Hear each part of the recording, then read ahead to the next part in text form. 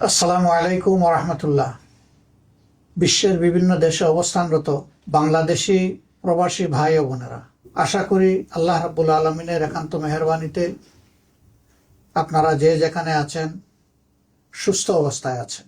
আমি বাংলাদেশ জামাত ইসলামীর পক্ষ থেকে এবং আমার নিজের তরফ থেকে আপনাদের সকলের শারীরিক মানসিক সুস্থতা কামনা করছি এবং দোয়া করছি আল্লাহ তাআলা যে যেখানে আছেন সেখানে যেন সবাইকে নিরাপদে সম্মানের সাথেই রাখেন। বাংলাদেশ আমাদের প্রিয় জন্মভূমি। আপনারা জানেন আগামী বছর ত্রয়োদশ জাতীয় সংসদ নির্বাচন অনুষ্ঠিত হতে যাচ্ছে এবং এই নির্বাচন আগামী ফেব্রুয়ারি মাসে অনুষ্ঠিত হবে বলে আমরা দৃঢ়ভাবে আশা করছি। এই নির্বাচনে প্রবাসী ভাই ও বোনেরা যাতে তাদের ভোটের অধিকার প্রয়োগ করতে পারেন, এই জন্যে পরিবর্তিত পরিস্থিতিতে গত বছরের 5 আগস্টের পর থেকে দাবি আমরা অত্যন্ত জোরালোভাবে জানিয়ে আসছিলাম। আনন্দের বিষয়ে দাবি ইতিমধ্যে গৃহীত হয়েছে এবং ইতিমধ্যে প্রবাসে অবস্থানরত বাংলাদেশি ভাই বোনদের ভোটার রেজিস্ট্রেশনের কাজও চলমান রয়েছে।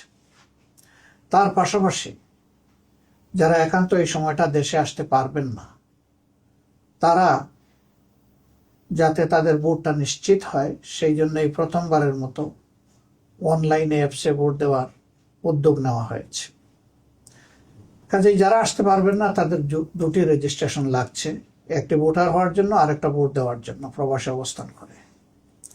আর যারা দেশে আসতে পারবেন সেটা মোস্ট ওয়েলকাম, কারণ আপনারা বাংলাদেশের অর্থনীতির চাকাকে চালু রেখেছেন। আমাদের অর্থনীতিতে বৈদেশিক মুদ্রা আসে, 1 নম্বর খাত হচ্ছে আমাদের গার্মেন্টস, 2 নম্বর খাত হচ্ছে আমাদের প্রবাসী ভাই বোনদের রিমিটেন্স। কিন্তু গার্মেন্টের যে খাতে আসে সেই টাকাটা গার্মেন্টের খাতেই খরচ হয়েছে। আপনাদের টাকাটাই মূলত রাষ্ট্রের কাজে বেশিরভাগ ব্যবহৃত হয়। আপনি জানেন না অথবা জানেন যে আপনাদের এই কষ্টের অর্জিত অর্থ যা দেশের জন্য, পরিবারের জন্য আপনারা পাঠাচ্ছেন, সরকারি অব্যবস্থাপনা, দুর্নীতি, লুটপাট ইত্যাদির কারণে এই টাকার প্রপার সদ্ব্যবহার হয় না। আবার সেই জায়গায় আপনারা কোনো আওয়াজও সেভাবে তোলার সুযোগও দিতে পাননি।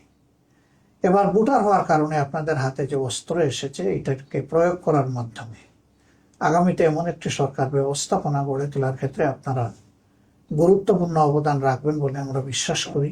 আপনাদের আস্থা এবং বিবেচনা অনুযায়ী যেই দল কিংবা পক্ষ সরকার পরিচালনার দায়িত্বে পেলে জনগণের সম্পদের মালিক না হয়ে জনগণের সম্পদের পাহারাদার হবে এবং জনগণের সেবক হবে, সেই দলটার হাতেই আগামী দিনের চাবি দেশ পরিচালনার উঠুক, সেটা আমরা সকলে প্রত্যাশা করি, কামনা করি। বাংলাদেশ জামাত ইসলামী আপনাদের সকলের ভোটের অধিকারের প্রতি দারুণ শ্রদ্ধাশীল। এই জন্যেই রিমিটেন্স যোদ্ধাদের সর্ববৃহৎ অথবা সবচেয়ে গুরুত্বপূর্ণ এই অধিকারটি তাদের হাতে তুলে দেওয়ার জন্য ছিল আমাদের লড়াই। এই লড়াই তখনই সার্থকতা পাবে যখন আপনারা ব্যাপক হারে ভোটে অংশগ্রহণ করবেন। আপনি অবশ্যই আপনার পছন্দের দল এবং প্রার্থীকে নির্বাচিত করবেন, এক্ষেত্রে আপনার পূর্ণ স্বাধীনতা রয়েছে।